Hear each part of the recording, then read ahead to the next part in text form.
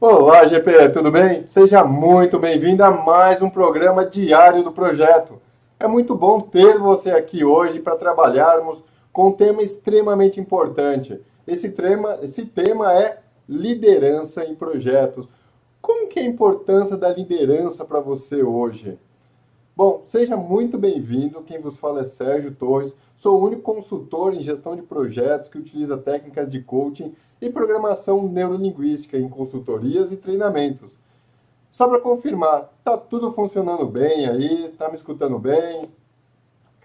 Bom, hoje a gente vai trabalhar com esse tema de liderança. Como é a liderança para você hoje? Você enxerga seu chefe como líder? Sim ou não? Talvez você vê o seu chefe como uma pessoa interessante, importante para se trabalhar? Sim ou não? Isso é muito interessante porque hoje em dia a gente precisa trabalhar muito com a questão de liderança. E por que também diário do projeto? Esse diário do projeto, o nome, ele tem muito a ver em questão de um repositório de informações, um local onde você consegue armazenar reflexões, conversas e observações. Por isso o nome Diário do Projeto. Então seja muito bem-vindo, utilize aqui o chat, faça perguntas, sinta-se como você estivesse em casa. Tá ok? Então, hoje o tema é a importância de uma boa liderança estratégica. E para nos ajudar nesse tema, nós vamos trazer hoje, conversar com o Raimundo Neto. O Raimundo Neto ele tem diversas certificações, PMP, IT Expert, ele tem um COBIT, Yellow Belt, tem ISO 20000, ou seja, tem diversas certificações, é consultor de telecomunicações da Telefônica, e ele é responsável também pelos webinars do PMI São Paulo, então tem uma grande experiência, tem quase 20 anos na área de TI, e muitos dos trabalhos são voltados a projetos grandes, corporativos. Por isso, é uma grande honra tê-lo aqui para nos ajudar nesse tema que é de liderança. Raimundo, seja muito bem-vindo, é muito bom ter você aqui. Eu passo a palavra para você, Raimundo. Obrigado, Sérgio. Quero agradecer aqui o privilégio de estar aqui, de falar com todos, né? Boa noite para todos. Tenho trabalhado ao longo de alguns anos, já como, não só como gerente de projeto, mas como uma pessoa voltada e trabalhando bastante com liderança e gestão de pessoas, então gostaria aqui de dividir um pouquinho dessa experiência com vocês. Perfeito. A gente vê hoje em dia, né, Raimundo? Um dos temas que é muito discutido hoje é falando sobre liderança, a importância da liderança nas organizações. E a gente sabe que o líder é aquela referência, não é? Precisa ter alguém para orientar, para ajudar, para colaborar. E hoje em dia, eu sei que você fez um trabalho também sobre liderança muito interessante, muito bacana. Hoje, como que você vê a liderança hoje na gestão de projetos? Como que você enxerga esse tema que é extremamente importante, visto que o líder, coordenador, gerente, supervisor, ele trabalha com pessoas, não é? Como você vê hoje É, essa importância? Olha, Sérgio, eu considero assim fundamental o trabalho do gerente de projeto e, em especial, como líder, né, para não só entregar o produto, o resultado do projeto, mas também para que ele atinja os resultados esperados, né.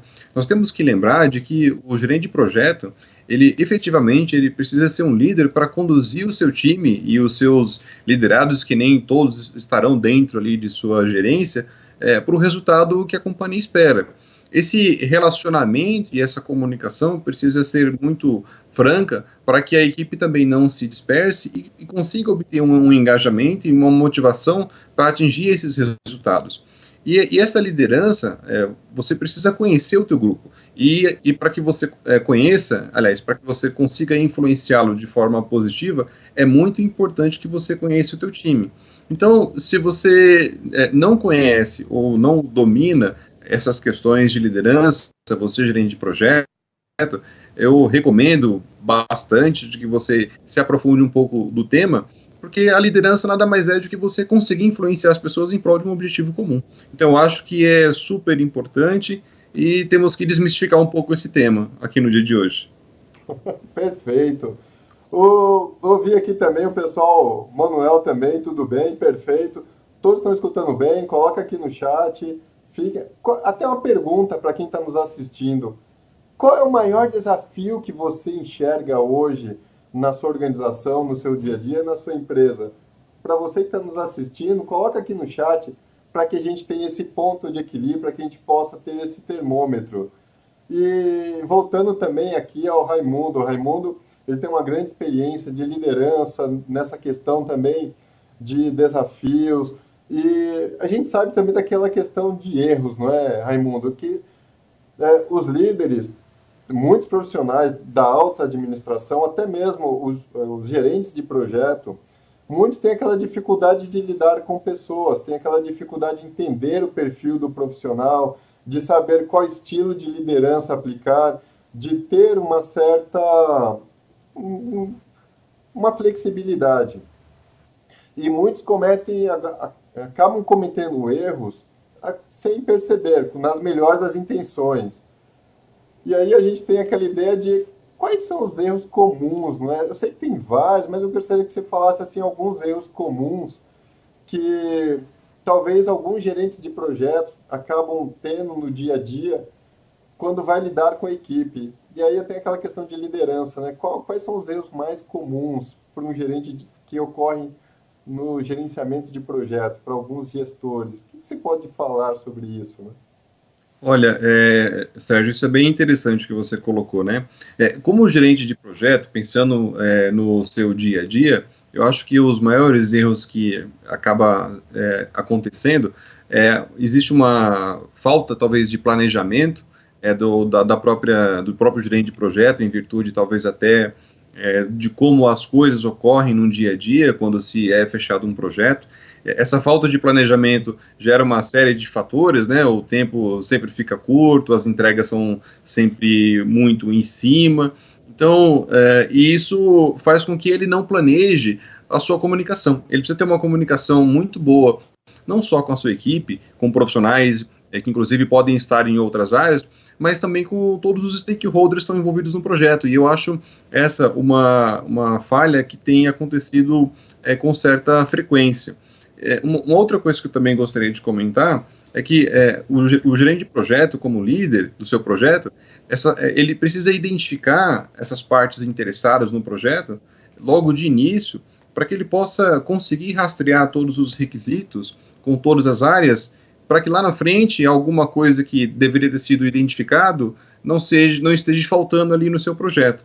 Então, a falta de comunicação, de planejamento e identificar as partes interessadas, na minha opinião, são algumas coisas que têm levado alguns projetos a fracassarem. E você citou um pouquinho, Sérgio, sobre a liderança. Existem, né, alguns tipos de liderança. Existe aquela liderança que é um pouco mais autocrática, né, autoritária, onde o líder ali, ele é muito centralizador, as decisões, ele é o centro das decisões.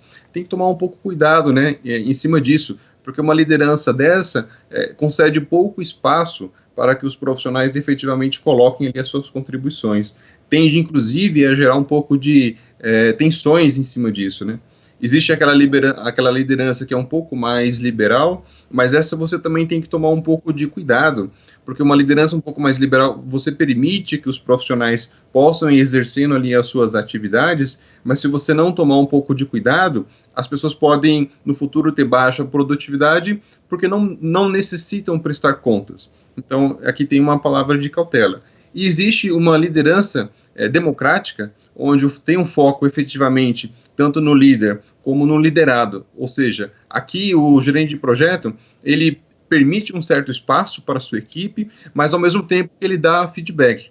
E a última que eu acho, Sérgio, aqui super interessante, e aí é um desafio para todos nós, líderes e gerentes de projetos, é a liderança situacional.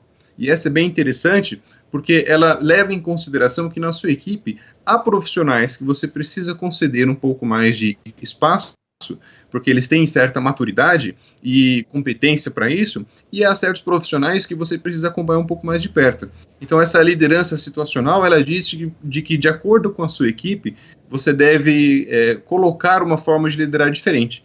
Esse é o nosso objetivo. Perfeito.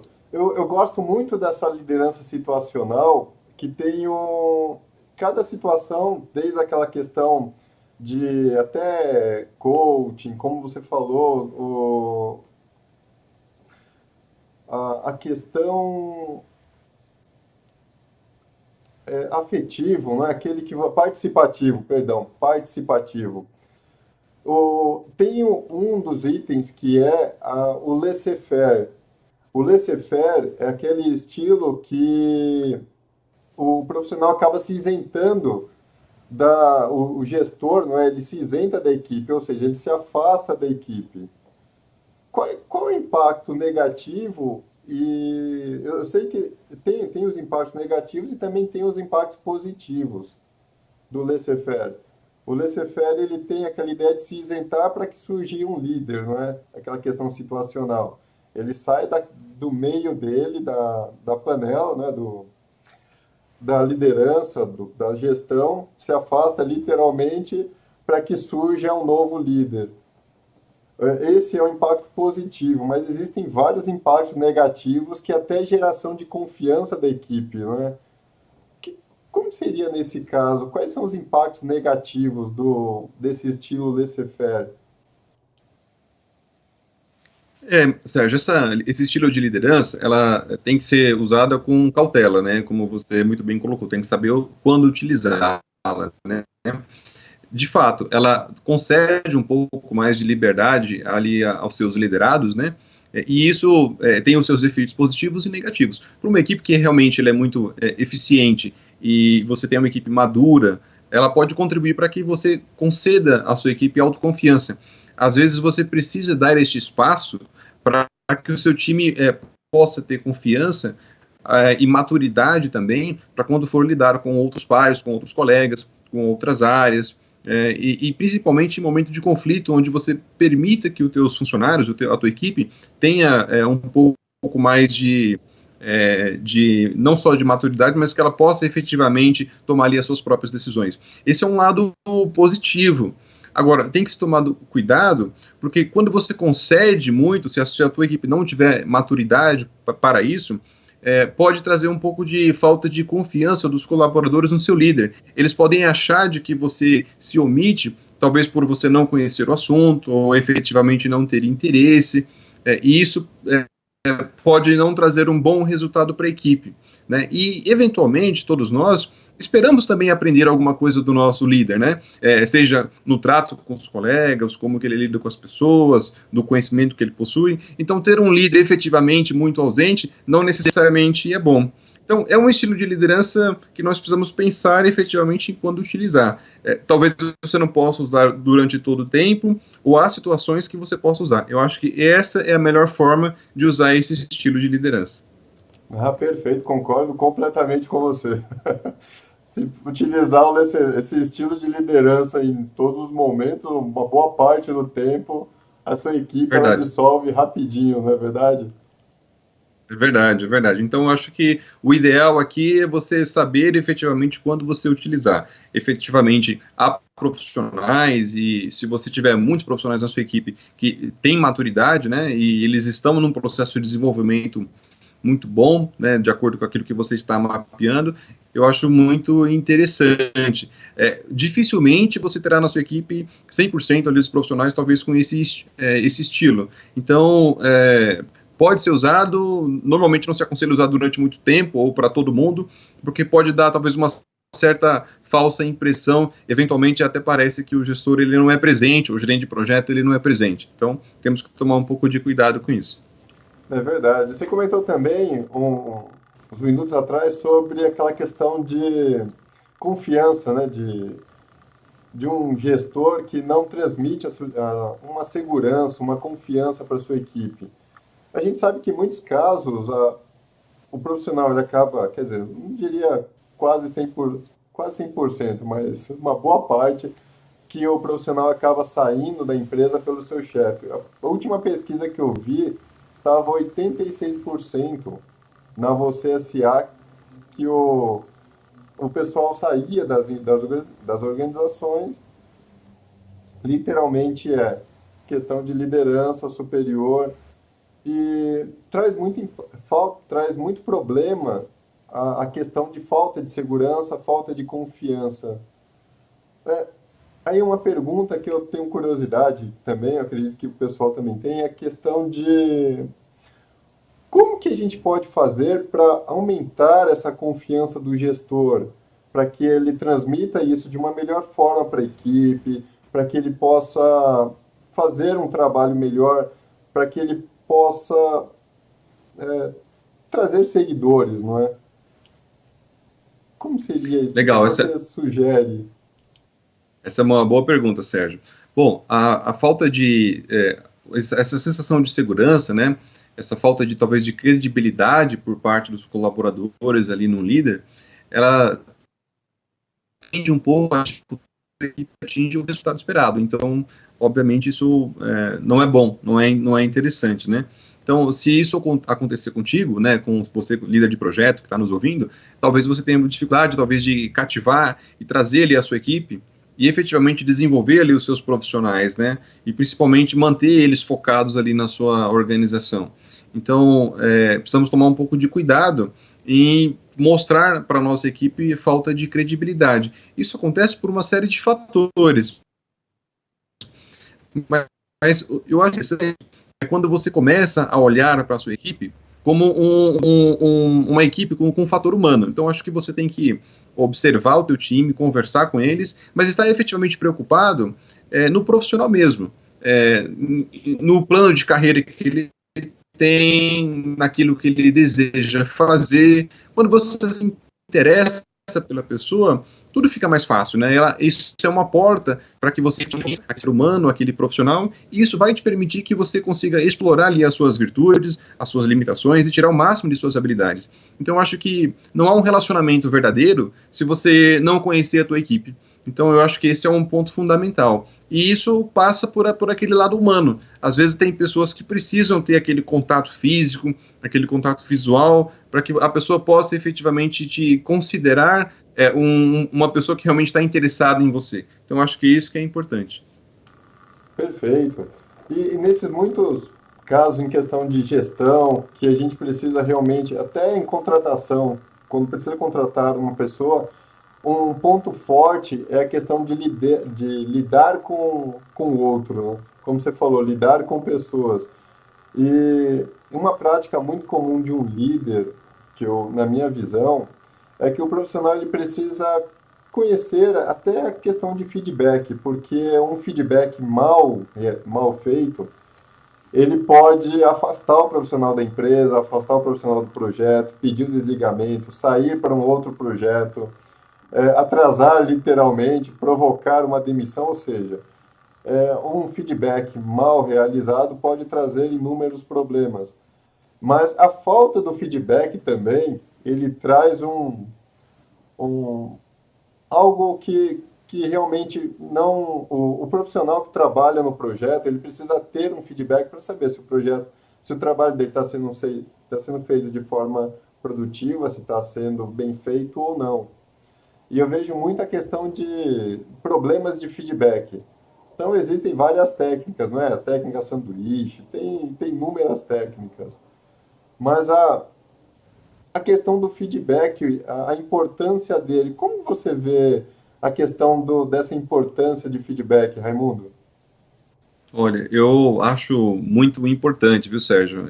O feedback ele é uma forma de contribuirmos para que aquele profissional ele possa continuar ali o desenvolvimento de sua carreira. Então, o gestor que está não só preocupado efetivamente com a sua atividade ou com a sua entrega, e o gerente de projeto ali com a entrega do seu projeto, né, mas preocupado com a sua equipe, você precisa pensar efetivamente em fazer um feedback, até para que aquela pessoa possa continuar efetivamente se desenvolvendo. E aqui eu gostaria de fazer um parênteses, né, porque normalmente a gente, se você pegar a própria palavra feedback, ela tem um olhar um pouco para trás, né, um olhar um pouco naquilo que as pessoas já fizeram. É muito comum em salas de reuniões o gestor entrar e ele começa a reunião dizendo algo efetivamente de que não foi do seu agrado, ou você não foi uma entrega que efetivamente foi aquilo que era esperado pela empresa, e aí ele começa ali a fazer suas considerações para que você possa se aprimorar. Mas como a conversa às vezes como é negativo, aí você sobe aquela parede, né, aquela defensiva, e talvez a gente não consegue construir algo positivo. Eu, particularmente, tenho gostado de uma expressão muito mais interessante que o pessoal tem utilizado, chamado forward back, que na verdade é um olhar para frente. Então, como é que seria isso? Ao invés da gente, numa reunião com o nosso colega, com o nosso colaborador, ou com a nossa equipe do projeto, começar falando daquilo que eles fizeram e efetivamente não deu certo, vamos pensar em fazer um plano de desenvolvimento para aquele colaborador, pensando no curto, médio e longo prazo. Quando o nosso liderado, o nosso profissional, ele percebe que nós estamos interessados efetivamente em sua carreira, ele se sente mais engajado, porque ele percebe que aquela mudança efetivamente trará benefícios para ele. Então, eu acho isso muito mais interessante. E na medida que essas mudanças estiverem sendo feitas pelo profissional, a empresa passará a ter um profissional mais capacitado, mais competente, mais funções. Então, eu acho que a forma melhor de se dar um feedback é sempre olhar para frente e pensar no futuro. Você efetivamente acaba sabendo que ele fez algo que não foi da forma que a gente esperava, mas você pode construir uma conversa um pouco diferente, não olhando para o passado, mas sim olhando para o futuro. Legal, Raimundo. Isso me lembra muito a questão do. Quando a gente pensa, por exemplo, no crescimento profissional da pessoa hoje em dia, até nas contratações, eu lembrei daquela questão da geração Y, Z, X. Na nova geração Y agora, geração Z, principalmente, geração Z tem que ter um propósito, tem que ter aquele crescimento profissional. Uhum. Tem a ideia de pertencimento. E as pessoas hoje estão trabalhando por uma razão, por um objetivo. Se não tiver isso na organização, certamente ela vai ficar muito pouco tempo, ou no mínimo vai trabalhar extremamente insatisfeita, a produtividade vai lá para baixo. Então tem muito essa questão mesmo de plano do futuro. Eu gostei muito do nome, do termo, e a ideia é trabalhar em conjunto, fazer com que todos progridam, né? Porque eu acredito que todo mundo quer progredir, quer crescer profissionalmente, quer evoluir profissionalmente, não é? E nessa questão, Sérgio, se você me permite fazer uma consideração que eu acho que é interessante, nós falamos um pouquinho sobre alguns tipos ali de liderança e eventualmente encontramos nas empresas ainda líderes que são um pouco mais autocráticos, né? Ou seja, eles são o centro não das atenções, mas das decisões, né? Então eles são líderes mais centralizadores, né? E isso acaba tendo que sair um pouco, na verdade, né, desse contexto, porque essas duas gerações que nós temos falado, né, a geração X e Y, Z, ela tende a ser uma geração onde ela é mais participativa, né? Então, quando a gente pensa numa liderança mais autocrática, a gente está pensando que ela trabalha um pouco mais com opressão e controle dos subordinados, né? Não dá autonomia, talvez não aceita críticas, dificuldade ali de se adaptar, né? E isso é totalmente diferente dos profissionais que estão entrando no mercado agora, né? E isso ainda acontece, talvez, aí nos nossos dias, né? Porque alguns empresários e talvez diretores, né, acabam imaginando nesse estilo de liderança uma possibilidade de um resultado, talvez, a curto prazo, né? Mas os subordinados novos que estão chegando, geração X, Y, milênio, né, tem uma geração, então eles requerem um gestor que seja mais participativo, né, que deleguem mais, que concedam mais autonomia para executarem as suas atividades, suas decisões. Então, esse é um estilo de liderança que ele tende a desaparecer com o tempo e permita que essas gerações possam se expressar melhor. Puxa, é verdade, é isso mesmo. Hoje é um excelente conhecimento sobre liderança. Até aproveitando, você que está nos assistindo, está agregando valor, coloca aqui no chat. Deixa eu só atualizar aqui. E um detalhe também. Eu lembro que a gente conversou esses dias falando sobre aquele jargão, né? Ganhei, perdi um excelente técnico, ganhei um péssimo gerente. É, Na minha carreira, em vários lugares, eu já presenciei essa questão. Inclusive, tem um específico que, recentemente, que a empresa, como terceirizou a parte de TI, um profissional era muito bem visto na empresa, tecnicamente, e ele subiu para gerente. Só que ele não fazia o que ele gostava. Ele meio que detestava gerenciar projetos. Ele estava numa área errada, mas como a empresa gostava muito dele, continuou na organização com um nível maior. Isso normalmente isso é comum acontecer em várias organizações. Ou até aquele profissional que ele acabou de ele chegou no nível técnico no último, né, e ele vai lá, ele vai para a parte, ele não tem mais onde crescer na empresa, perdão, e ele vai para a área gerencial. E aí, sem preparo, ele acaba trazendo muitos transtornos para a organização. E também tem aquela ideia do técnico que ele é tão bom que ele quer que todos os outros abaixo dele que sejam iguais a ele. Eu não sei se já aconteceu com você, algo desse tipo. Na minha visão, acaba sendo comum isso. E aí minha pergunta, né? Vamos para uma pergunta. Como contornar essa situação? Como que você vê para contornar essa situação de um profissional que ele quer começar a entrar na área de gerenciamento de projetos, lidar com pessoas, mas aí ele ainda não viu essa questão humana, ele ainda está bem preso na parte técnica. Como contornar essa situação, não é, Raimundo? Sérgio, isso é efetivamente um pouco comum, né, nas empresas. Eu acho que talvez aqui a melhor sugestão para quem estiver começando e tem efetivamente o interesse de buscar posições maiores dentro de alguma organização é se preparar, né? Não tem muito como fugir disso. Temos que lembrar aqui de que as atribuições e não só os objetivos, mas também aquilo que você precisa para uma posição mais estratégica não é os mesmos requisitos de uma posição mais técnica ou mais operacional. Na verdade, quanto mais você cresce na sua carreira, mais distante você fica daqueles conhecimentos técnicos e operativos que você tinha. Então, um profissional que ele é um bom vendedor, é um bom técnico, não são os mesmos conhecimentos que ele utilizará quando ele se tornar um executivo ou um gerente. Se diz até de que muitos executivos eles até vieram de outras áreas, então o conhecimento técnico que você tem sobre alguma área de atuação que você teve na sua vida profissional, ele será útil, mas ele não será o mais importante quando você for para uma carreira mais executiva, né? Então, se você deseja esse caminho, se é esse o seu plano de carreira, a minha sugestão é de que você busque um pouco de conhecimento a respeito disso.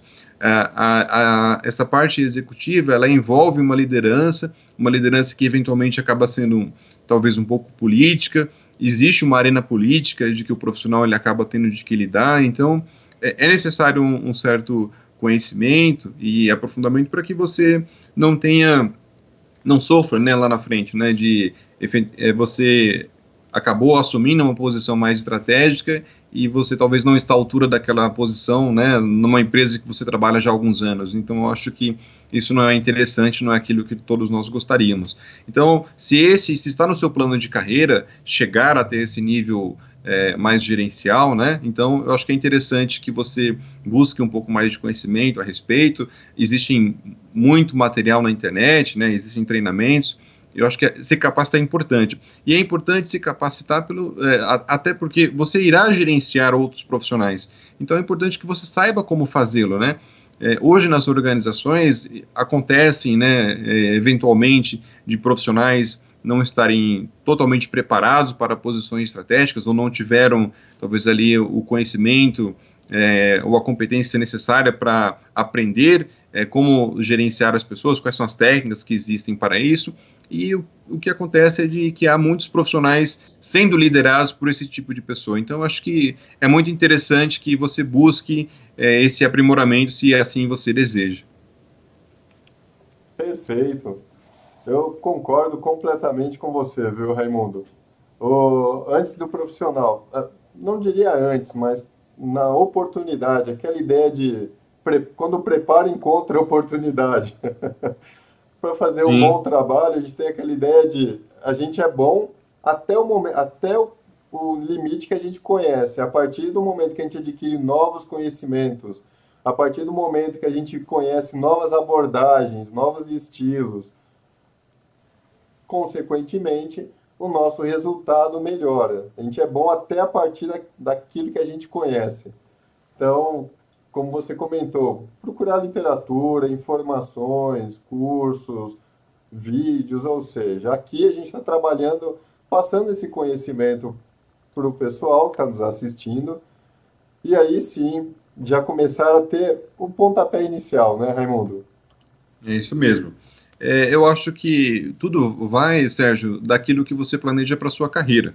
Era uma sugestão aqui para todos, né? Nós precisamos lembrar de que a nossa carreira, nós somos o dono da nossa carreira e não a empresa. Então, se é do seu desejo, do seu interesse, chegar numa posição estratégica, ótimo. Então, é importante você se capacitar para ela, para você estar à altura desse desafio. Agora, obviamente, não há nada demais de você não ser um líder ou não ser um gerente se esse não for o seu objetivo.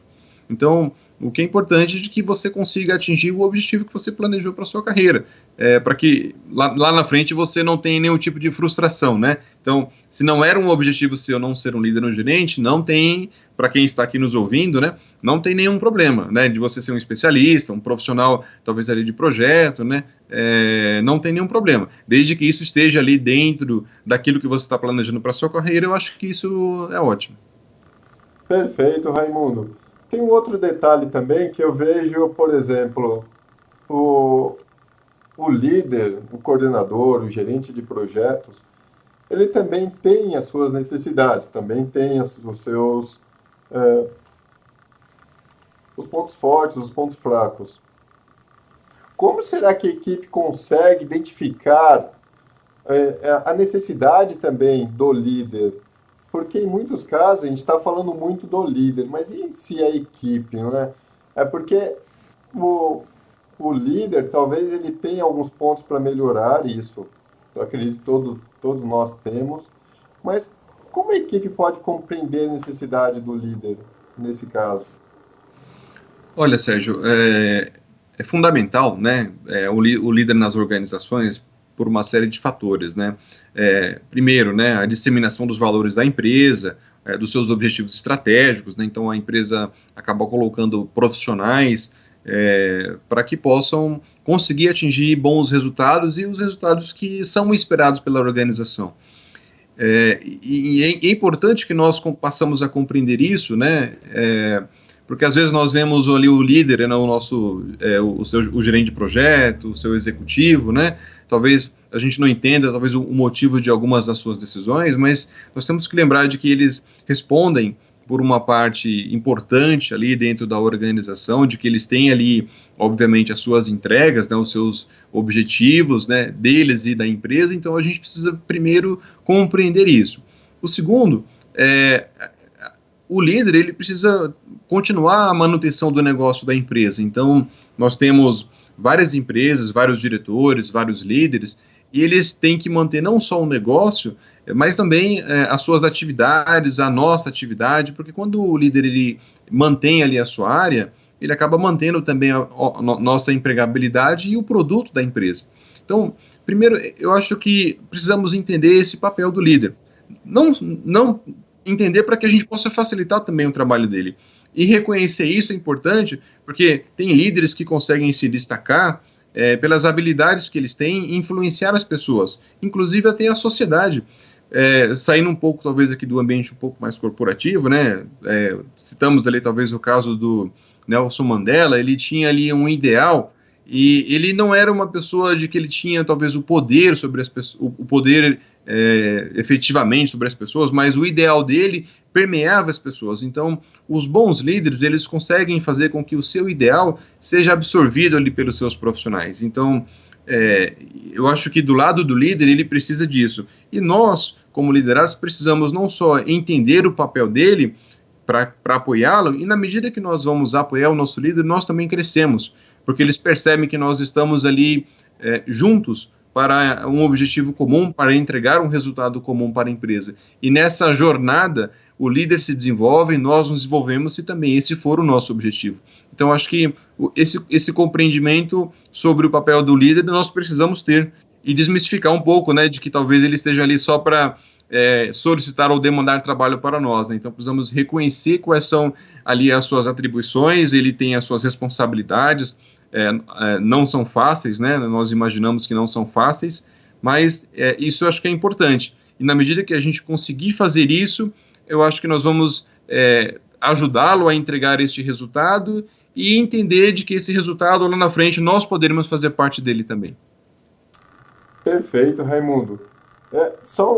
Também adicionando, trabalhar como líder, como gerente de projetos, trazer resultado, fazer com que a equipe produza, é desafiante. É algo que a gente precisa ter esse elo motivador diário, né? Porque tem muitas vezes que a gente, talvez até talvez nervosismo, existe o método DISC, onde coloca a personalidade de uma forma simples, e é o que é mais comum no mercado. E ali tem alguns momentos, se o profissional ele tiver mais para uma área específica, um perfil mais dominante, não é, do D, ele precisa relaxar, respirar fundo, tomar um café para depois conversar com o profissional. Caso contrário, ele acaba estourando, colocando tudo que ele está pensando.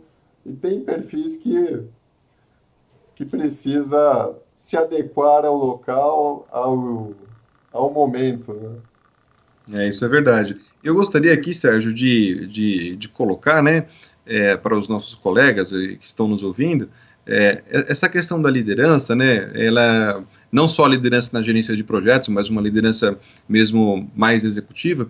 Nós temos que pensar que há algumas lideranças operacionais, tático e estratégico, onde a operacional nós estamos falando ali de que as nossas decisões, quando nós tomamos, elas fazem efeito ali de 0 a 3 anos. A gente consegue tomar uma decisão que possa alterar alguma coisa ou trazer algum resultado para a empresa em até 3 anos.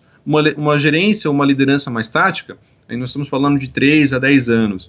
E uma liderança mais estratégica, são os líderes ali, os CIOs, eles tomam decisões que afetam a nossa vida profissional, né, e social de 10 a 20 anos.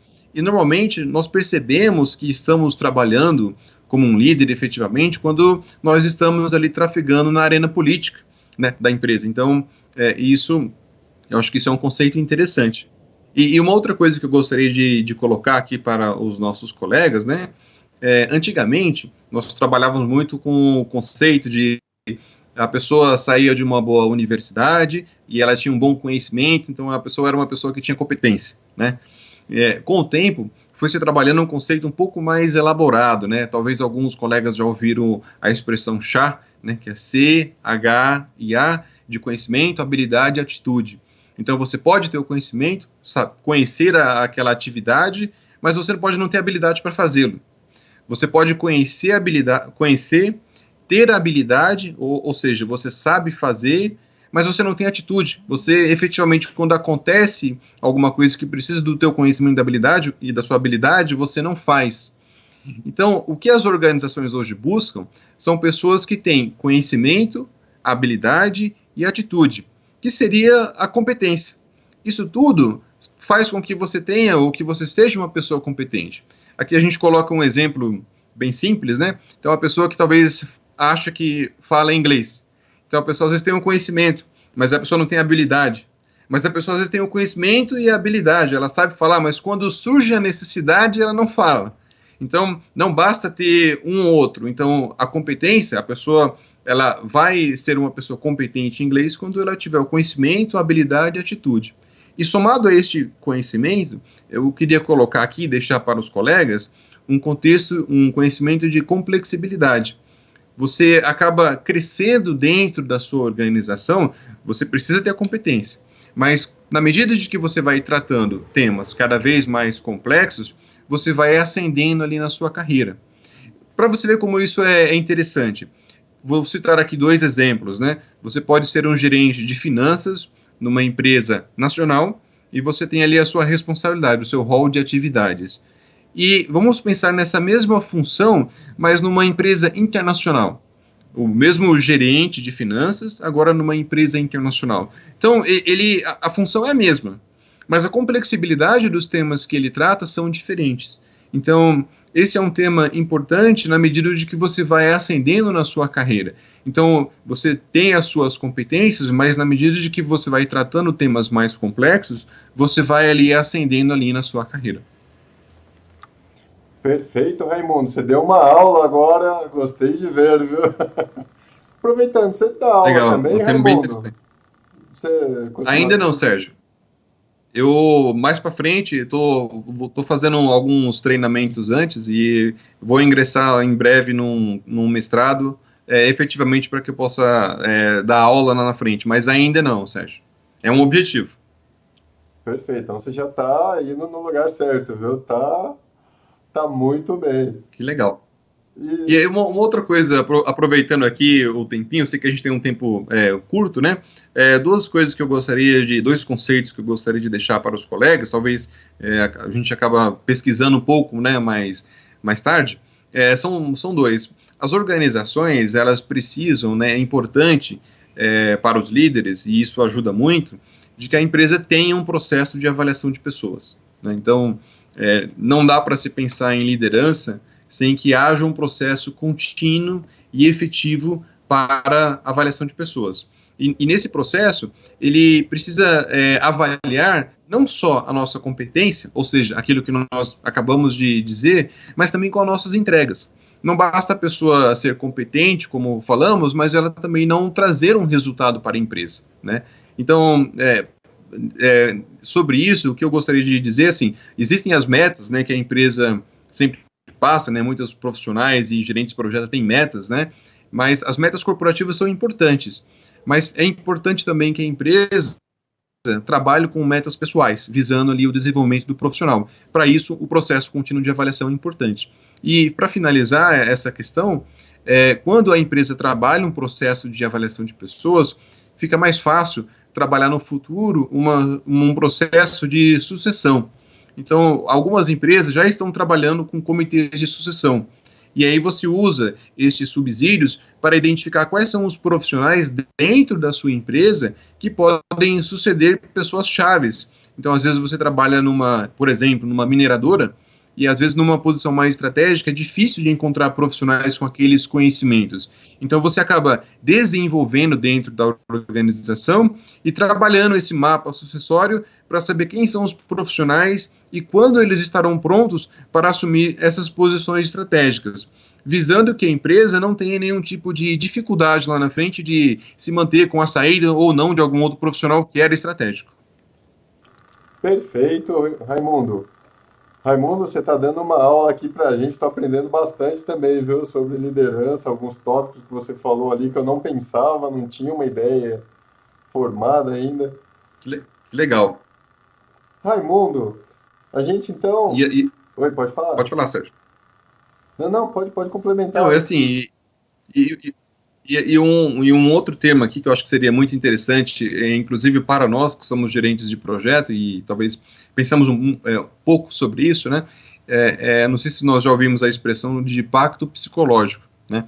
Então, o pacto psicológico nada mais é do que um acordo ali entre o líder e o seu liderado. Por que isso é importante? Todos nós, quando entramos ali numa organização, nós temos um contrato, né, formal com a empresa, assinado, com um job description. E, ao longo do tempo, pode acontecer de que as suas atividades não sejam mais aquelas, ou que as suas expectativas para com a empresa tenham se tornado diferentes. Às vezes até acontece em muitas empresas, acaba mudando o seu gerente, o seu líder, o seu diretor. Então, quando isso acontece, é importante essa questão do pacto psicológico para você realinhar as expectativas. Isso faz com que, quando você tenha um novo colaborador dentro da sua equipe de projeto, você consiga entender qual que é o seu objetivo profissional. E saber qual é o objetivo profissional do teu liderado te ajudará a saber como apoiá-lo e como fazer com que ele se desenvolva ainda mais. Então, esse pacto psicológico é importante, não só na mudança, mas se você vai ter uma nova equipe, uma equipe diferente daquela que você costuma trabalhar, é importante que você chame pelo menos eles para uma conversa, para entendimento das suas expectativas. Lembrando que talvez em alguns momentos você não será o gerente efetivamente daquela pessoa,